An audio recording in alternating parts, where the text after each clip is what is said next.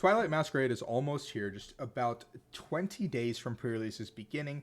So today's video is going to be featuring Teal Mask Ogrepon EX, a new card coming out in the Twilight Masquerade expansion, probably the most playable of the Ogrepon EX cards. We're going to see some early gameplay of this card partnered with two different Sinistras, one EX and one regular. Let's look at the cards together. Teal Mask Ogrepon is 210 HP, basic Pokemon. It's a Terra type, no bench damage. Grass type that says Teal Dance. Once during your turn, you may attach a basic grass from your hand to this Pokemon. If you do, then draw a card. So basically, cycle a grass, draw a card, pretty simple, and then Myriad Leaf Shower, 30 plus 30 for each grass attached to both active, each energy attached to both active, for 3 grass. Not super crazy good, but the ability is pretty solid. Then you have this Sinistcha, which evolves from Poltergeist, 70 HP, stage 1, 4 damage counters on your opponent's Pokemon any way you like, or do Matcha All Out. Discard up to 3 basic energies from your Pokemon. In play, does 70 times each damage counter. So 210 is what we can max out the Matcha All Out at. Then we have Sinistcha EX, which also evolves from Poltergeist. And then choose one of your opponent's Pokemon, put 2 damage counters on that Pokemon for each basic energy in your discard pile, and then you shuffle them back in. So Sinistcha is a great way to close out the game on Sinistcha EX. You can use Ogrepon early game into Matcha All Out to discard with the single prize attackers, and then go into Ogrepon if you need to attack. And then once you're good and dandy, you can Infusion, Retribution to clean up the game. So shout out to the Japanese YouTube channel. The link will always be in the bio. If you guys enjoy this content, please like and subscribe. We're going to be doing reactions all the time with a bunch of the new cards before they come out. So hopefully you guys can get an idea of how they play. And with that being said, let's jump in to the game. We're going to see Froakie on the right. So Greninja EX, one of the new cards that's also really, really strong. I do have an early gameplay video for that as well. We're going to see the Nest Ball for the Ogrepon straight ahead. We're going to go ahead and the other one from hand. Ability 1, I assume. Let's draw a card. Squawk and Carmine are the options, I think, is what we're debating. So I think we're going to go ahead and bench the Squawk. But we have the Carmine for next turn. Oh, we can play it on the first turn. That's right, yeah. Ability, attach, draw. Ability again, draw. Third ability, we're just going to keep cycling. That's pretty insane. And pass over. There's a research in the hand, so we're okay. No Squawk being played because the hand's probably okay. Forest Seal Stone and Poffin. We're going to go ahead and Poffin for probably 2 more Froakies. Froakie Pidgey, that also makes sense. Nest Ball for Rotom. Rotom, hold the Seal Stone in hand in case of Vacuum. Never mind, I'm trolling. I guess not. We're going to go ahead and Instant Charge for 3. Greninja playing pretty much the same skeleton as Charizard if it wants to be. Poltergeist retreating. Retrieval coming in.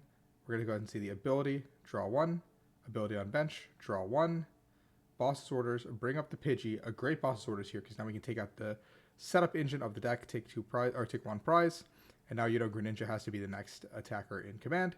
Another Poffin coming through, another Froakie and Pidgey, Candy, Greninja. We're going to see an attachment for turn, 170 damage coming through, big damage, 210 is what we have though, getting a card from our deck, more than likely setting up for the Pidgeot play. I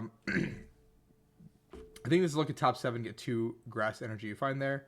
Ability coming through once again. Another ability it looks like coming through. Another of the cards. Once again, 2 more grass being hit.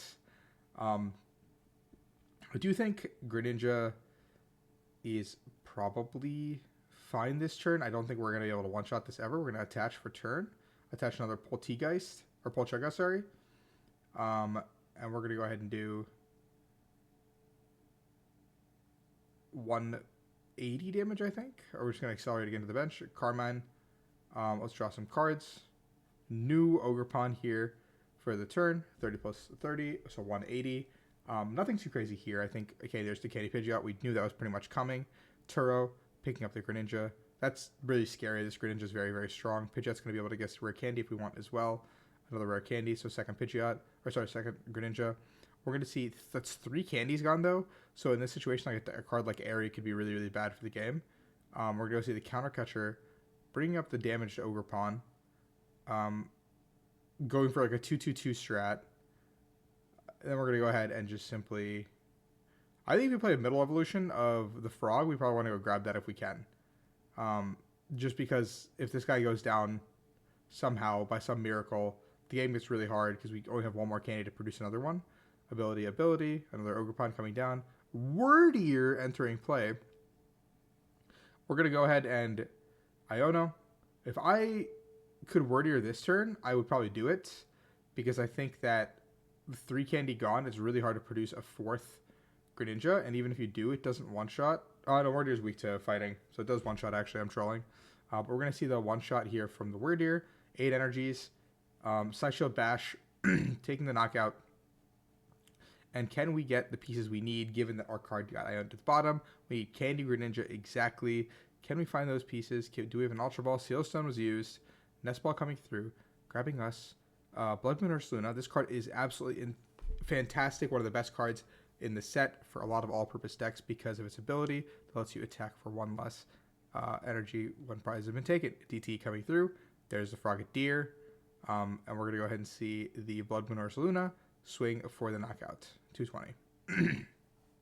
Now, the best play we could make is probably go ahead and get Boss onto this Frogadier if we can.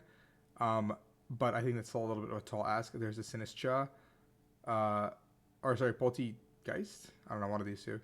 And then we're going to go ahead and put 3 cards back. Wordier coming back, giving us a second use case for it if we can get to it. There's the Grass Pokemon and the Grass Energy. Another Ogrepon. We're going to go ahead and Ability. Ability. Nice.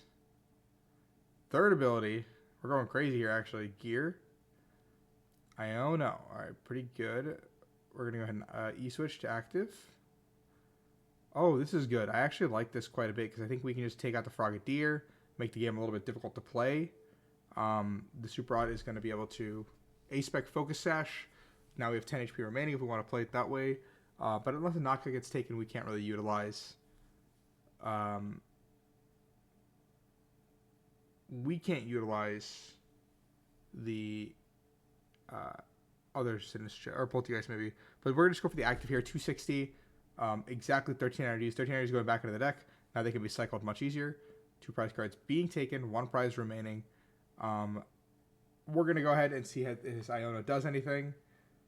I mean, you need to find a Greninja plus energy, potentially. That's pretty much, that's all she wrote.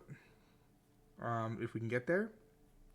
Ultra Ball Rod, and so we're going to go ahead and get the Greninja, and then probably a research here.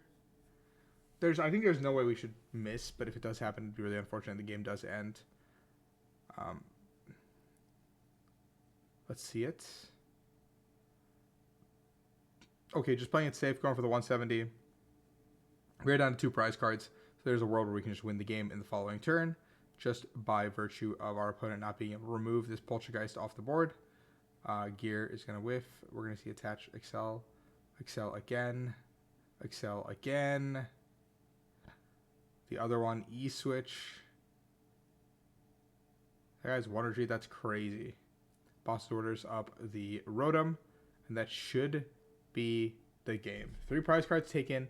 Kind of a scuffed game. I do feel like Greninja player didn't really set up, so I don't know if this deck is actually good or it's just being bait for us to figure out. But either way, I think it's a cool idea, and we could, see it working. Here's a list. A lot of T's, a lot of Carmines, a lot of E-switches. The E-switches are cute. Don't really know what a lot of it's going to be doing. I like the item card that's in here. That's actually pretty crazy for grass types. I didn't realize how broken it was. And then I love the word here. Obviously, great inclusion to close out the game. But all that being said, thank you guys for watching. If you enjoyed this video, please like and subscribe, and I'll see you guys in a different one.